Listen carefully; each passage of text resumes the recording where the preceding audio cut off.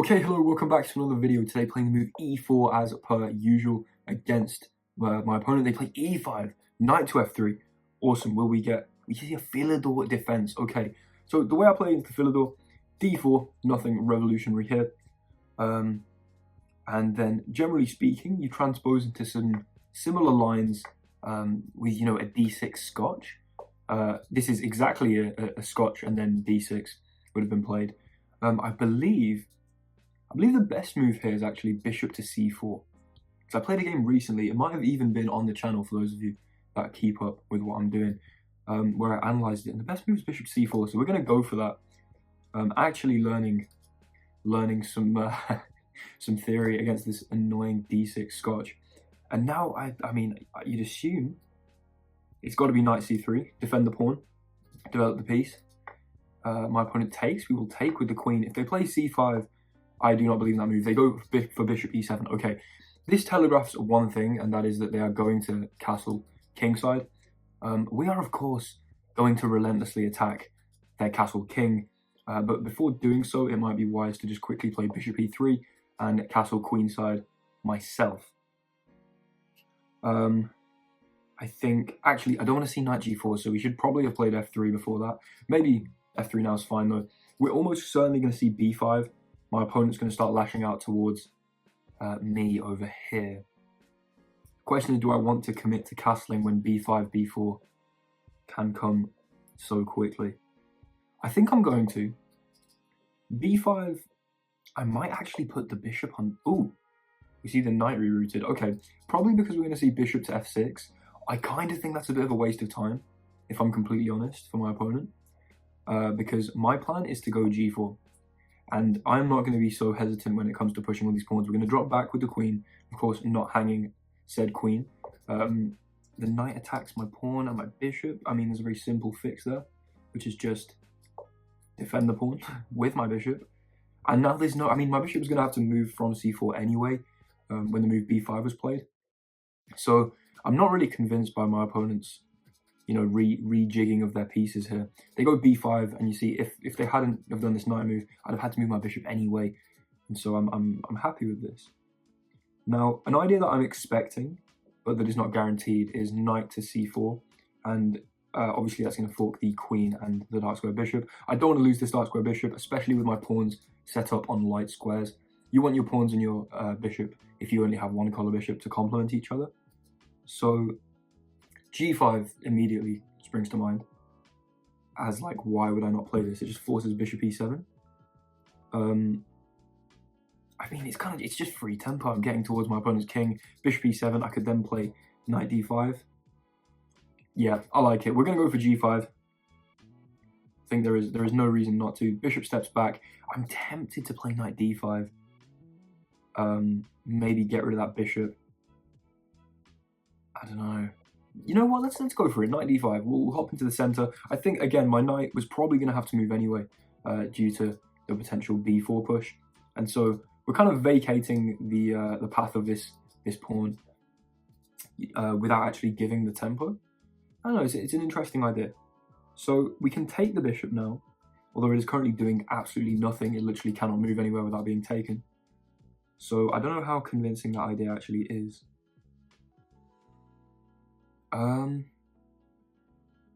I quite like just leaving this knight here, actually, just for now. And I might get a move on and hurry up and play h4. Or I could take a moment to play b3 to prevent the knight coming here. However, then that's a target for my opponent to go a5, a4, open this up, attack my king. So I'm going to carry on, getting my pawns pushing towards this king. And okay, you see, this is kind of instructive, I guess, in the sense that I played... If I had just taken the bishop then, the queen recaptured, fine. I leave my knight here in the center, force my opponent to waste a move, provoking me to take the bishop, and then I can absolutely do so. Or, because this bishop is still useless... I mean, actually, one sec, I am just winning a pawn here. That's just a tactical win. Just knight takes, and then queen takes d6. If queen takes, rook takes, bishop takes a2, I can play b3, and the bishop's trapped. And then if a5 happens, king b2, a4, I can just take the bishop. I'm pretty sure this is winning. It could be interesting to go here as well, but I think we will just take the bishop.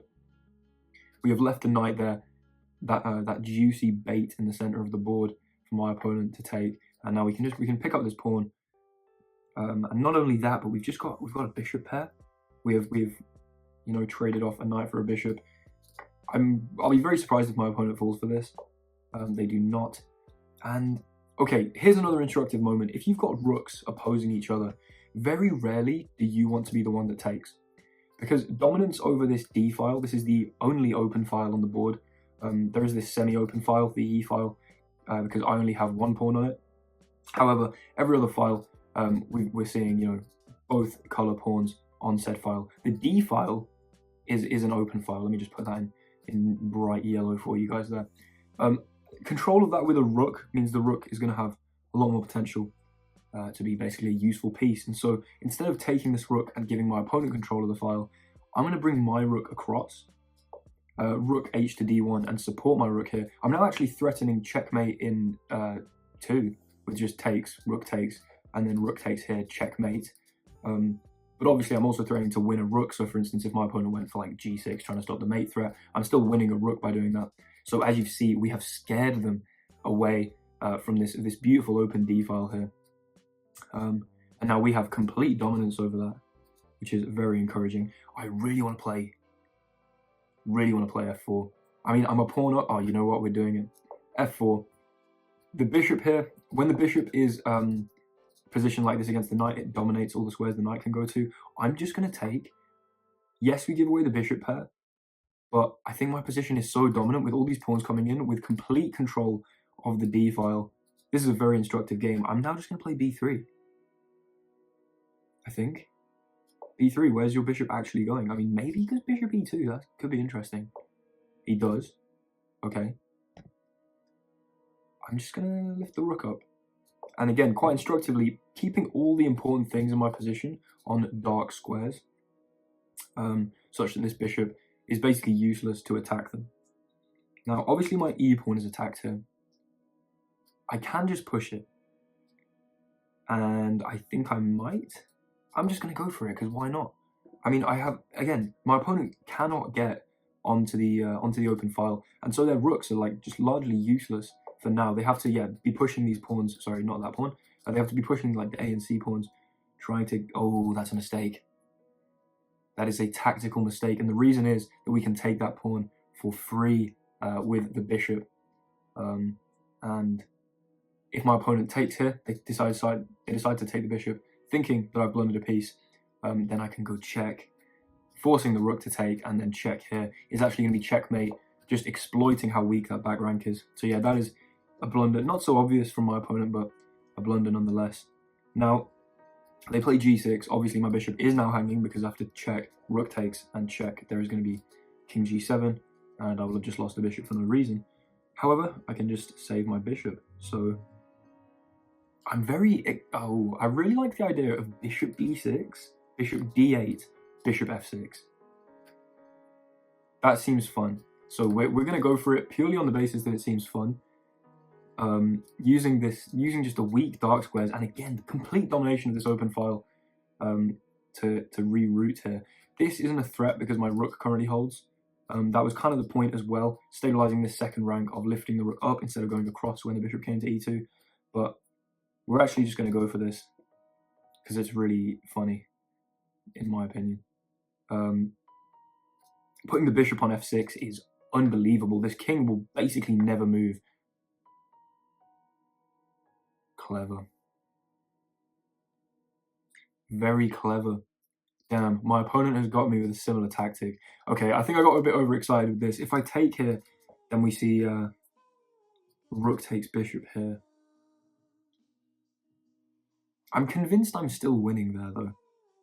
That must just be a good trade for me. Okay, I mean, I'm not going to get the bishop to f6.